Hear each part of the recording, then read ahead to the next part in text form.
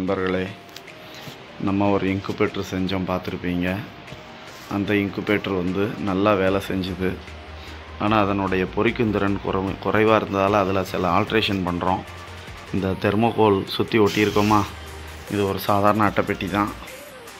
இந்த அட்டைப்பெட்டியை உள்ளே என்ன பண்ணியிருக்கோம்னா சுற்றி தெர்மோகோல் ஒட்டியிருக்கோம். அந்த தெர்மோகோலில் இடைவெளி இருந்ததால் ஈரக்காற்று ஈரப்பசம் சரியாக வரல. அதனால் அதை சுற்றி உள்ள 4 முனைகளையும் நல்லா அருமையாக ஒட்டிக்கிட்டு இருக்கோம். இதை ஒட்டி முடித்த பிறகு என்ன பண்ணுறேன்னு பார்ப்போம். இப்போது ரெண்டாவது இந்த கம்மை எடுத்து ஒரு யூஸ் அண்ட் த்ரோ கப்பில் எடுத்து வச்சுக்கணும்.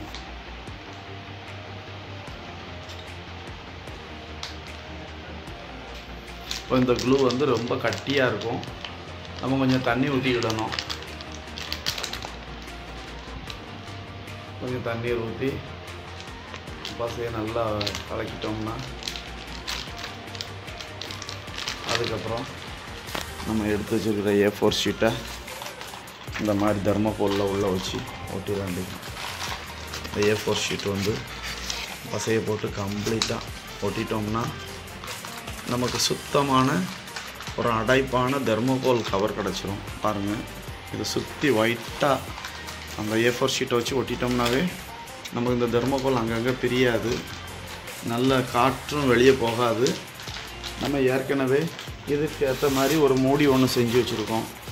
இந்த மூடியை வச்சு மூடி இன்குபேட்டரை வந்து ஆட்டோமேட்டிக்காக நம்ம வந்து அப்பப்போ எடுத்து சரி பண்ணிக்கலாம்.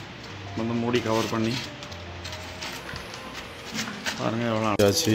எல்லாம் பாருங்கள் எவ்வளோ அழகாக தெர்மோகோல் வச்சு கவர் பண்ணி நல்ல செக்மெண்ட் வச்சு ஃபேனோடு தான் எல்லாமே ஆட்டோமேட்டிக்.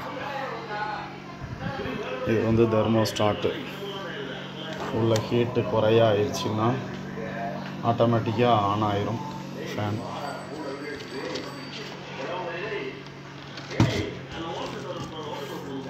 இப்போ 38.5 37.5 வந்த உடனே ஆட்டோமேட்டிக்காக ஆஃப் ஆயிரும். உள்ள ஈரப்பதம் கண்காணிக்கிறதுக்கும் ஹீட்டை சரி பண்ணுறதுக்கும் அந்த தெர்மோஸ்டாட். இது எல்லாமே நம்மளே ரெடி பண்ணியிருக்கோம். ஒரு சின்ன சர்க்யூட் போர்டு, இது மட்டும் ஆன்லைனில் ஆட் பண்ணியிருக்கோம். பாருங்கள், ஆஃப் ஆகிட்டு 37.5 ஹீட் அதிகமாகிட்டு உள்ள ஆட்டோமேட்டிக்காக ஆஃப் ஆகிட்டு. பார்த்தீங்களா,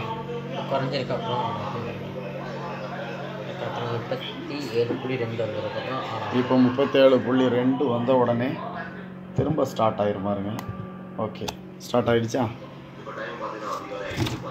இந்த ஹீட்டை மேனேஜ் பண்ணுறதுல இந்த தெர்மோஸ்டாட் ரொம்ப முக்கியம்.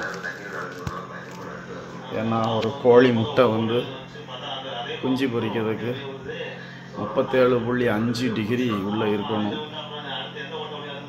இதுதான் வெப்பநிலை. ஈரப்பதம் சரியாக இருந்ததுன்னா கோழி சீக்கிரமாக குஞ்சு பொரிச்சிடும். கோழி இல்லாமல் இன்குபேட்டர் குஞ்சு பொரிச்சிடும். அடுத்தாக்கில் உங்களுக்கு முட்டை வச்சு காமிக்கிறேன் நண்பர்களே.